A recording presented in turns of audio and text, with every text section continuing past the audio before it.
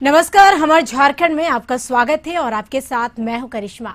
खबरों की करेंगे शुरुआत। सबसे पहले बात करेंगे झारखंड के राज्यपाल रमेश बैस रांची से ट्रेन पर सवार होकर शनिवार की सुबह दुमका पहुंचे। उनका दुमका रेलवे स्टेशन पर उपायुक्त और एसपी ने स्वागत किया। राज्यपाल के साथ उनकी पत्नी रामबाई बैस भी है। राज्यपाल बनने के बाद राज्यपाल पहली बार झारखंड की उप राजधानी दुमका दौरे पर है। यहाँ यह दौरा बहुत खास है। वे 2 दिन तक यहाँ रहेंगे। वे रविवार को 75वें स्वतंत्रता दिवस पर दुमका पुलिस लाइन में ध्वजारोपण करेंगे। पुलिस लाइन में इसकी तैयारियां लगभग पूरी हो चुकी है। झारखंड का राज्यपाल बनने के बाद यानी बैस पहली बार दुमका पहुंचे हैं। दुमका रेलवे स्टेशन पर उनका जोरदार स्वागत किया गया। स्टेशन के मुख्य द्वार पर उन्हें गार्ड ऑफ ऑनर दिया गया। इसके बाद राज्य भवन के लिए रवाना हुए। वे 2 दिनों तक दुमका में रहेंगे और इस दौरान स्वतंत्रता दिवस समेत विभिन्न कार्यक्रमों में भाग लेंगे।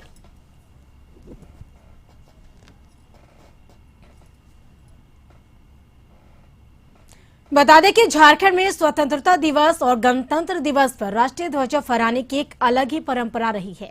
यह स्वतंत्रता दिवस पर राजधानी रांची में मुख्यमंत्री ध्वजा फहराते हैं, जबकि उप राजधानी दुमका में राज्यपाल ध्वजारोपण करते हैं।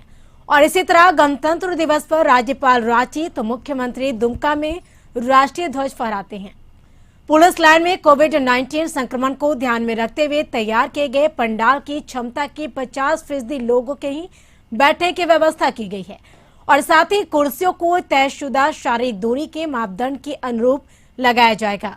समारोह स्थल पर नहीं पहुंचने वाले लोगों के लिए कार्यक्रम का सीधा प्रसारण एलईडी स्क्रीन के माध्यम से करने की व्यवस्था की गई है। बता दें कि कार्यक्रम के सीधा प्रसारण के लिए 4 एलईडी स्क्रीन लगाया जा रहा है। एलईडी स्क्रीन साउंड सिस्टम युक्त होगा, जिसे अंबेडकर चौक, वीर कुंवर सिंह चौक सहित कार्यक्रम स्थल पर लगाया जा रहा है। इधर स्वतंत्रता दिवस समारोह को देखते हुए सुरक्षा व्यवस्था भी चाक चौबंद है।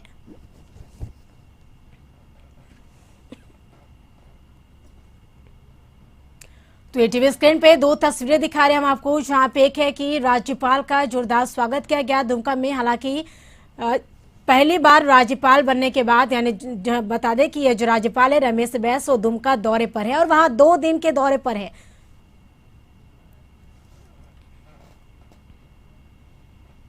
वहीं दुमका पहुंचे राज्यपाल रमेश बैस ने सिद्धू कानू यूनिवर्सिटी के कार्यक्रम में हिस्सा लिया और इस कार्यक्रम के दौरान उन्होंने छात्रों को संबोधित किया। वहीं कार्यक्रम के बाद वो राज्य भवन के लिए रवाना हो गए और इसके बाद वो बंगाल के तारापीठ के लिए सड़क मार्ग से जाएंगे।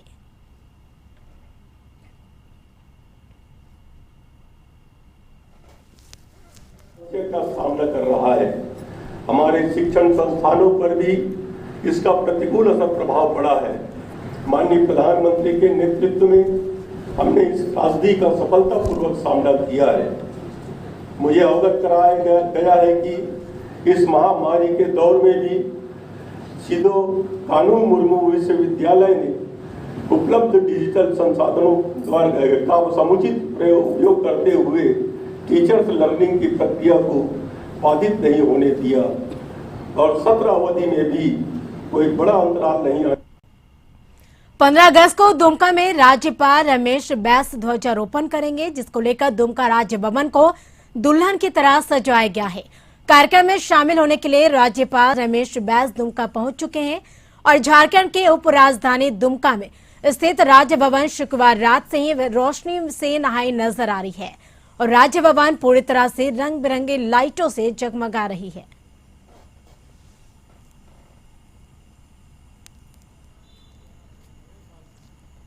तो ये दुमका की तस्वीरें दिखा रहे हैं, जहां पे दुल्हन की तरह राज्य भवन को सजाया गया है स्वतंत्रता दिवस को लेकर।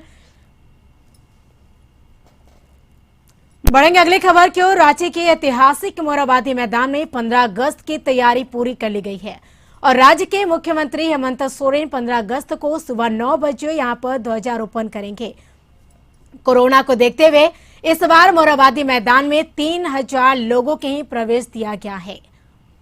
तो रांची के ऐतिहासिक मोरहाबादी मैदान की तस्वीरें, जहां पे 15 अगस्त को लेकर तैयारी जोर शोर से है। वो बताते चले कि तैयारियां हैं वो अब पूरी कर ली गई है। तो रांची के ऐतिहासिक मोरहाबादी मैदान में 15 अगस्त की तैयारियां पूरी कर ली गई है और ये तस्वीरें दिखा रहे हैं रांची के मोरहाबादी मैदान की। रांची के ऐतिहासिक मोरहाबादी मैदान में स्वतंत्रता दिवस की तैयारी पूरी कर ली गई और मोरहाबादी मैदान की सुरक्षा में 10 डीएसपी, 25 इंस्पेक्टर, 50 दरोगा और 400 जवानों की तैनाती की गई है। कार्यक्रम को लेकर कड़ी सुरक्षा का इंतजाम किया गया है। पुलिस विभाग की ओर से मेटल डिटेक्टर से कार्यक्रम स्थल के आसपास की जांच की जा रही है। को लेकर सुरक्षा व्यवस्था भी माकूल की गई है और यही वजह है कि लगातार जो मोरहाबादी मैदान या पूरे शहर की सुरक्षा की बात करें तो जो अधिकारी हैं वह इस काम में लगे हुए हैं। आप देख सकते हैं जो मेटल डिटेक्टर है उन मशीनों से हर एक जगहों पर जांच की जा रही है, क्योंकि स्वतंत्रता दिवस का कार्यक्रम होना है। ऐसे में पुलिस कह सकते हैं पूरे शहर में गहन जांच अभियान भी चला रही है। वहीं जो कार्यक्रम स्थल है उसके अगल बगल जितने इलाके हैं वहां पे भी मशीनों के द्वारा हर एक चीज जांची परखी जा रही है। आप देख सकते हैं जो पुलिस के जवान हैं वे उन हर एक जगहों पर जांच अभियान चला रही है और या पूरी तरह से सुनिश्चित कर रहे हैं कि किसी तरह की कोई गड़बड़ी ना हो। हमारे साथ हमारे जो पुलिस के लोग हैं वे भी हैं, उनसे बात करते हैं। किस तरह की तैयारी है स्वतंत्रता दिवस को लेके? कल 15 अगस्त है, यह एक राष्ट्रीय त्यौहार है और इसको देखते हुए किसी प्रकार की कोई अनहोनी नहीं हो, यह हमारे विभाग की ओर से एकदम सघन और अच्छी जांच चेकिंग चल रही है सब जगह, ताकि किसी भी जनमानस को कोई तकलीफ नहीं हो। तो आप देख रहे हैं जो कार्यक्रम होना है स्वतंत्रता दिवस को लेके, उसको लेके पूरे शहर में या फिर जो कार्यक्रम स्थल है उनके अगल बगल में मशीनों के द्वारा जांच की जा रही है, ताकि कार्यक्रम के दौरान या उससे पहले या उसके बाद किसी तरह का विघ्न उत्पन्न ना हो। कैमरा पर्सन प्रदीप के साथ संदीप, कशिश न्यूज, रांची। तो अधिक जानकारी के लिए रांची से हमारे संवाददाता संदीप हमारे साथ जुड़ चुके हैं लाइव चैट पे। संदीप, स्वतंत्रता दिवस को लेकर अगर बात की जाए तो रांची के ऐतिहासिक मोरहाबादी मैदान की तो क्या कुछ विशेष तैयारी की गई है? जी, यह 75वां स्वतंत्रता दिवस है और राज्य के जो मोरहाबादी मैदान है रांची का, वहां पे राज्य के कार्यक्रम होता है और पूरा मैदान कह सकते हैं सज धज के तैयार है। आपको सीधी तस्वीर भी दिखलाना चाहेंगे। यह मुख्य स्टेज है जहां कल 9 बजे मुख्यमंत्री हेमंत सोरेन के द्वारा झंडोत्तोलन होना है। वहीं मैदान के चारों ओर आप देख सकते हैं जो तिरंगे से पूरा कह सकते हैं मैदान पटा है। तिरंगे के कलर से पूरी सजावट की गई है और एक तरह से देखा जाए तो पूरी माकूल व्यवस्था कल के लिए कर ली गई है, जहां पे लगभग 11 जो प्लाटून होंगे वे परेड में शामिल हो रहे हैं और उनके द्वारा मार्च पास्ट किया जाएगा। उसके बाद कह सकते हैं जो बैठने की जो आम लोग पहुंचेंगे उनकी भी व्यवस्था की गई है, पर कोरोना को देखते हुए इस बार सरकार ने 3000 लोगों को ही प्रवेश की अनुमति यहाँ इस पूरे कैंपस में मिलेगी और जो बैठने की व्यवस्था की गई है वहां पे आप देख सकते हैं सोशल डिस्टेंसिंग का भी पालन किया गया है। उसके अनुसार ही मैदान के दोनों तरफ कुर्सियां लगाई गई है जिसमें आम और खास लोग बैठेंगे। वहीं इस बार के स्वतंत्रता दिवस कार्यक्रम में जो बुजुर्ग हैं या फिर जो 10 साल से नीचे के जो बच्चे हैं वे इस कार्यक्रम में शामिल नहीं हो पाएंगे, जो सरकार का गाइडलाइन है, क्योंकि जिस तरह से कोरोना संक्रमण का जो तीसरा फेज की संभावित है उसको देखते हुए या प्रशासन की ओर से निर्णय लिया गया है। और कल राज्य के मुख्यमंत्री 9 बजे झंडोत्तोलन करेंगे यहाँ पे और लगभग 3000 लोग ही यहाँ प्रवेश कर पाएंगे और जो व्यवस्था है पूरी व्यवस्था यहाँ पे मुकम्मल कर ली गई है कल के कार्यक्रम के लिए, ताकि यहाँ पे जो कल 75वें स्वतंत्रता दिवस की जो कार्यक्रम है वह सही तरीके से हो सके। बिल्कुल संदीप, अगर बात की जाए तो पिछले साल के अपेक्षा अगर इस साल की तो क्या कुछ विशेष इस बार अलग देखने को मिलेगा? अगर सुरक्षा के मद्देनजर भी बात की जाए तो इस बार क्या कुछ विशेष इंतजाम किए सुरक्षा को लेकर? यदि सुरक्षा की बात करें तो पूरे शहर में ही कल से अलर्ट जारी किया गया है। विभिन्न थानों के द्वारा जो जांच अभियान है वह जारी है। वहीं यदि मैदान के आसपास की बात करें तो यहाँ पे भी जो पुलिस के जवान हैं या फिर मैदान की बात करें तो मेटल डिटेक्टर के द्वारा भी जांच की गई है। डॉग स्क्वाड की भी टीम यहाँ पे पहुंची थी, उसके मार्फत भी पूरे मैदान की जांच की गई है। अगल बगल जितने इलाके हैं मोराबादी से सटे हुए उन चीजों की भी जांचें की गई है। और कल रात से ही कह सकते हैं जो शहर के जो होटल हैं या फिर जो जहां पे ठहरने की व्यवस्था है, विभिन्न होटलों में भी जांच अभियान चल रही है कि बिना आईडी के किसी भी शख्स को होटल में प्रवेश नहीं मिलेगा। या ऐसा हर एक साल की भांति इस साल भी जांच अभियान पूरी तरह से चल रही है। पुलिस भी मुस्तैद है। कई जो डीएसपी हैं, डीएसपी रैंक के लगभग 2 दर्जन से ऊपर अधिकारियों को लगाया गया है। पुलिस के लगभग 400 जवान इस पूरे कार्यक्रम के समय यहाँ पे तैनात होंगे। ट्रैफिक की पूरी जो बटालियन जो जवान हैं वे भी इस पूरे क्षेत्र में रहेंगे ताकि जितने भी अतिथि या फिर जो आम लोग कल कार्यक्रम में शिरकत करने के लिए पहुंचेंगे उन्हें इस जगह पे पहुंचने के लिए किसी भी दिक्कत का सामना ना करना पड़े। जी बिल्कुल, चलिए तमाम जानकारी के लिए शुक्रिया संदीप। तो बढ़ेंगे अगली खबर की ओर। स्वतंत्रता दिवस को लेकर फिट इंडिया रन का आयोजन बोकारो के हवाई अड्डा से सेक्टर 5 पुस्तकालय मैदान तक किया गया। फिट इंडिया रन आयोजन को चास के एसडीओ दिलीप प्रताप सिंह शेखावत ने हरी झंडी दिखाकर रवाना किया। हरी झंडी दिखाने से पहले दिलीप प्रताप सिंह शेखावत ने दौड़ में भाग लेने आए युवाओं को फिट रहने के लिए शपथ दिलाई। फिर युवाओं ने दौड़ लगाई। युवाओं को संदेश देते हुए चास एसडीओ दिलीप प्रताप सिंह शेखावत ने कहा कि देश के लिए बलिदान देने वाले शहीदों ने युवा भारत की कल्पना की थी और आज देश 75वें आजादी का जश्न मना रहा है। ऐसे में विश्व की सबसे बड़ी युवाओं की आबादी वाला देश है वो भारत शहीदों को यानी सपने को साकार करने के लिए आगे आया है। उन्होंने कहा कि इस फिट इंडिया रन के माध्यम से एक संदेश देना होगा ताकि इस तरह शारीरिक तंदुरुस्ती, खेल और स्वास्थ्य के प्रति जागरूकता लोगों के बीच फैलाई जा सके।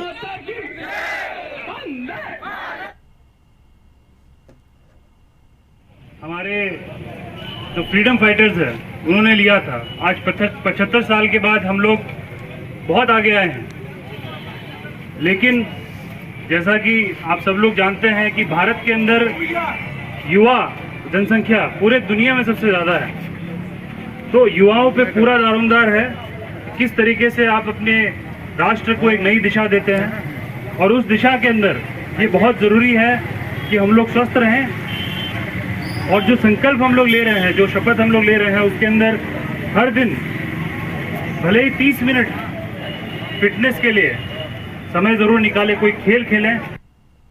फिलहाल यह वक्त हो चला एक छोटे से ब्रेक का। ब्रेक के बाद जल्द हाजिर होंगे।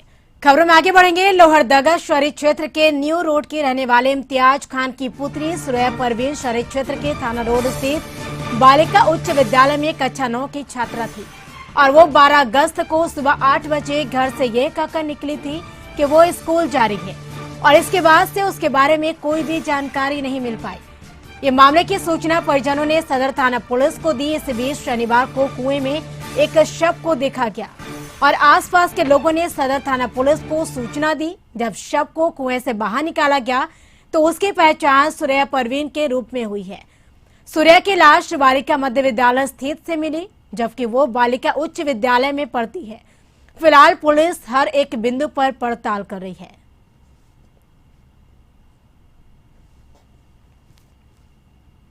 स्कूल आती उसी तरह स्कूल आई हुई थी, उसके बाद स्कूल से घर नहीं पहुंची। उसी में हम लोग थाना में भी रिपोर्ट लिखवा दिए थे। उसके बाद 3 दिन के बाद यहाँ कुएं में देख रहे, स्कूल वाला कुएं में लाश मिला है।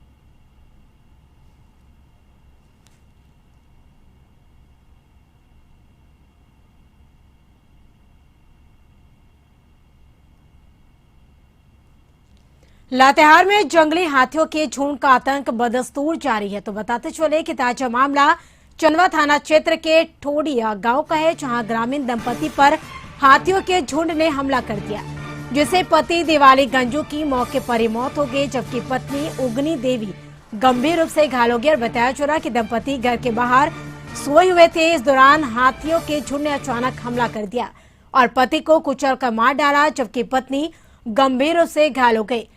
वही शोर होने के बाद मशाल के सारे जंगल की ओर लोगों को खदेड़ा गया हाथियों के झुंड को। इसके बाद बताते चले कि घायल जो है महिला को नजदीकी स्वास्थ्य केंद्र में भर्ती कराया गया है। तो जंगल से आए हाथियों के झुंड ने एक दंपति पर हमला कर दिया, जिसमें पति की मौके पर ही मौत हो गई और पत्नी गंभीर रूप से घायल है। जिसे बताते चले कि हालांकि शोर होने पर ग्रामीणों ने मिलकर हाथियों के झुंड को मशाल के सहारे जंगल की ओर खदेड़ा और इसके बाद घायल महिला को नजदीकी स्वास्थ्य केंद्र में भर्ती करवाया गया है, जहां प्रारंभिक उपचार के बाद रिम्स रेफर किया गया। वहीं मामले की सूचना के साथ चंदवा पुलिस और वन विभाग की टीम घटनास्थल पर पहुंचकर कार्रवाई में जुट गई है। बता दें कि मैच 1 महीने के अंदर क्षेत्र में ये दूसरी घटना है जिसमें 2 ग्रामीण की जान चली गई। वहीं घटना से ग्रामीणों में दहशत व्याप्त है। तो लातेहार की तस्वीरें दिखा रहे हैं कि वहां किस तरह से जंगल से हाथियों के झुंड ने एक दंपति को कुचल दिया, जिसमें पति की मौके पर ही मौत हो गई, जबकि पत्नी गंभीर रूप से घायल है, जिसे बेहतर इलाज के लिए रिम्स रेफर किया गया। हालांकि ये दूसरी घटना बताया जा रही है लातेहार जिले की, जहां पे हाथियों के झुंड ने। अधिक जानकारी के लिए लातेहार से हमारे सहयोगी मनोज हमारे साथ जुड़ चुके हैं फोन पे। मनोज, ये जो हाथियों के झुंड की जो तस्वीरें सामने आ रही है, क्योंकि जिस तरह से हाथियों का आतंक जो बदस्तूर जारी है लातेहार जिले की, अगर बात की जाए तो ये दूसरी घटना है जब हाथियों के झुंड ने एक दंपति पर हमला किया है। जी बिल्कुल करिश्मा, ये महज 1 माह के भीतर ये दूसरी घटना है और जिस तरह वन विभाग की टीम भी इस पूरे मामले पर उदासीन रह रही है, इसका कोपभाजन स्थानीय ग्रामीण को उठाना पड़ रहा है और इसमें जान देकर लोग अपनी कीमत चुका रहे हैं। तो ये दुर्भाग्यपूर्ण है करिश्मा, चूंकि लगातार ये दूसरा मामला हो गया। और आज की अगर हम बात करें तो दंपति घर में ही आराम कर रहे थे, घर के चारदीवारी के अंदर बरामदा में आराम कर रहे थे। ऐसे में हाथियों का झुंड हमला करके और जान ले रहा है। तो आप समझ सकते हैं कि लातेहार जिला में हाथियों का कोपभाजन ग्रामीण किस तरह से बन रहे हैं। सो मनोज, जो महिला घायल बताए जा रहे हैं, जिन्हें रिम्स भेजा गया है, फिलहाल उनकी क्या स्थिति बनी हुई, क्या अहम जानकारी इसको लेकर? उसके अगर हम बात करें तो उसको निजी चिकित्सालय में भर्ती कराया गया है करिश्मा, और उसकी स्थिति सामान्य नहीं है, स्थिति अति गंभीर है। फिर भी लोग परिजन या ग्रामीण उसके स्वस्थ होने का कामना कर रहे हैं और स्थानीय प्रशासन अपने जो कागजी प्रक्रिया होती है उस पर जुटी हुई है। जी करिश्मा। बिल्कुल मनोज, चलिए तमाम जानकारी के लिए शुक्रिया। बढ़ेंगे अगली खबर की ओर। शिक्षा प्रणाली में सुधार लाने के लिए केंद्र से लेकर राज्य की सरकारें एड़ी चोटी को जोर लगा रही है, तो वहीं दूसरी ओर शिक्षा विभाग की अनदेखी से बेरमो के फुसरो स्थित रामरतन हाई स्कूल में छात्रों को मूलभूत सुविधाओं से वंचित रखा जा रहा। यहाँ बच्चे आज भी जान जोखिम पर डालकर पढ़ने जाते हैं और इन छात्रों के मन में पढ़ लिख कर कुछ हासिल करने की इच्छा है, लेकिन जर्जर भवन इनके भविष्य की राह में मुश्किलें पैदा कर रहा है। प्रशासन बेहतर शिक्षा के लिए या चाहे जितनी भी दावे कर ले, लेकिन जमीनी हकीकत पर ये दावे फेल ही साबित हो रहे हैं। भवन की हालत ये है कि कभी भी यहाँ हादसा हो सकता है, लेकिन शिक्षा विभाग के अधिकारियों को बच्चों की जान की कोई परवाह नहीं है। विद्यालय का जो ये देख ही रहे हैं, ये जर्जर भवन है। हमारे स्कूल में टोटल 28 कमरे हैं, जिसमें 20 कमरे जो है जर्जर हैं।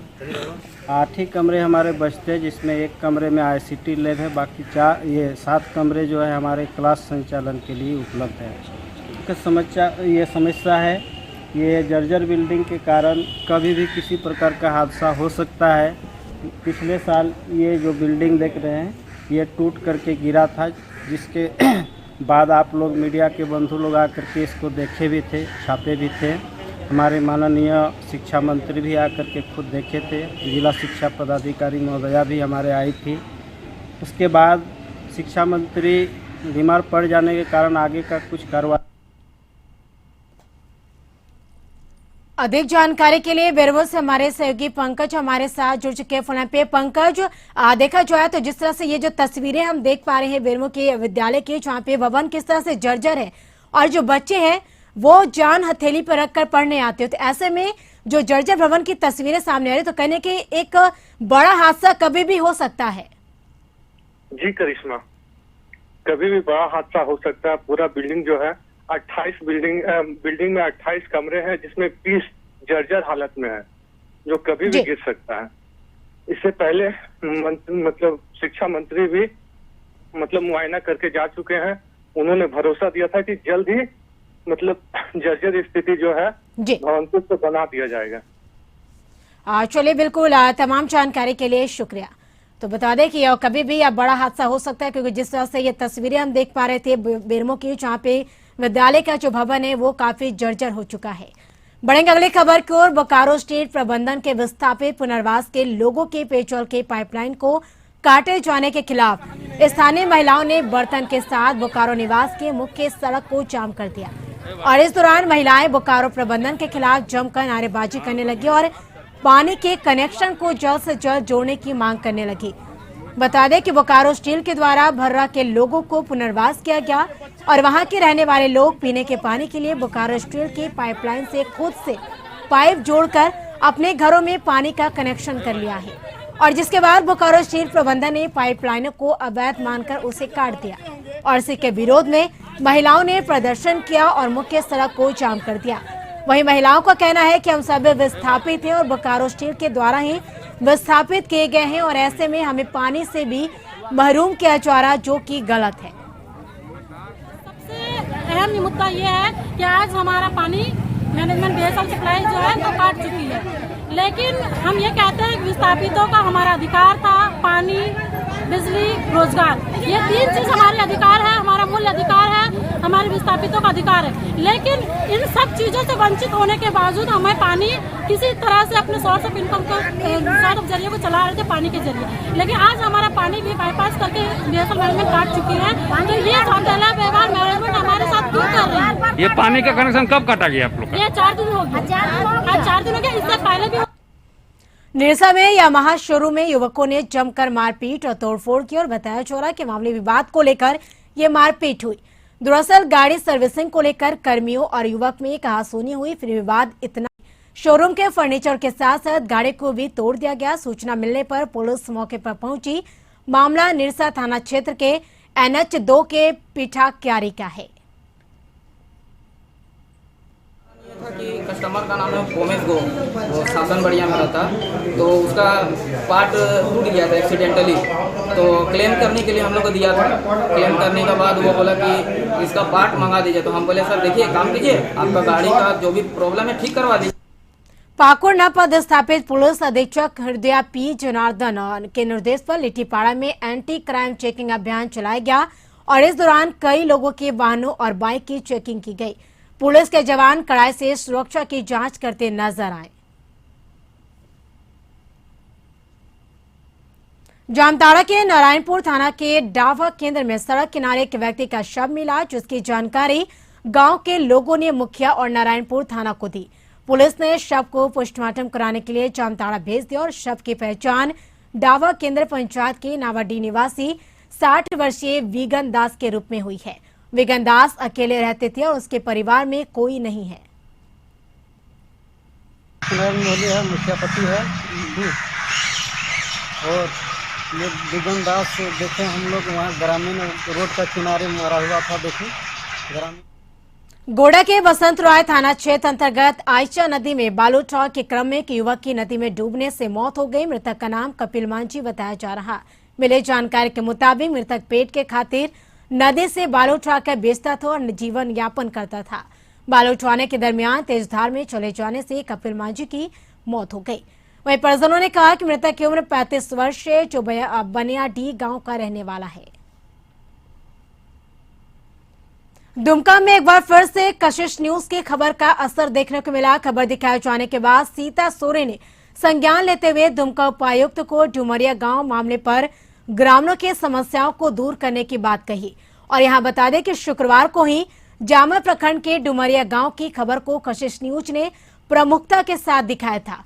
दरअसल डुमरिया गांव को पिछली सरकार के कार्यकाल में दुमका उपायुक्त द्वारा गोद लिए जाने के बावजूद अब तक पेयजल, शौचालय, आवास और सड़क जैसी मूलभूत सुविधाओं से वंचित है। गोद लेने के पहले आश्वासन दिए थे डीसी साहब कि यहाँ टावर दिलवा देंगे, कंट्रोल दुकान खुलवा देंगे, 1 महीना के अंदर कंट्रोल दुकान खुलवा देंगे और पानी का सुविधा करवा देंगे, लेकिन अभी तक कुछ नहीं मिला है। आपको कुछ नहीं मिला है। गैस सिलेंडर लाया था जो दिखा दिया और फिर ले गया, लेकर हम लोग नहीं मिला, नहीं दिया तो हम लोग नहीं मिला तो खरीद करके लाया। अच्छा, खरीद करके लाया। इतना महंगा गैस भर रहा है तो हम कहाँ से भर पाएंगे, तो हम लोग यही जला रहे हैं। ताल का पत्ता है। 75वें स्वतंत्रता दिवस को लेकर पूरे देश भर में तैयारियां अंतिम चरण पर है। वहीं राज्य में राष्ट्रीय युवा शक्ति भी इसकी तैयारी में जुट गई है। राष्ट्रीय युवा शक्ति के द्वारा शहीद स्थलों की साफ सफाई की गई। रांची यूनिवर्सिटी से उर्दू लाइब्रेरी तक राष्ट्रीय ध्वज और बैलून से सजावट भी किया जाएगा। और साथ ही स्वतंत्रता दिवस के दिन देश के लिए अपनी जान की आहुति देने वाले 4 शहीद के पत्नियों द्वारा अल्बर्ट एक्का चौक पर ध्वजारोपण कर स्वतंत्रता दिवस मनाएगी।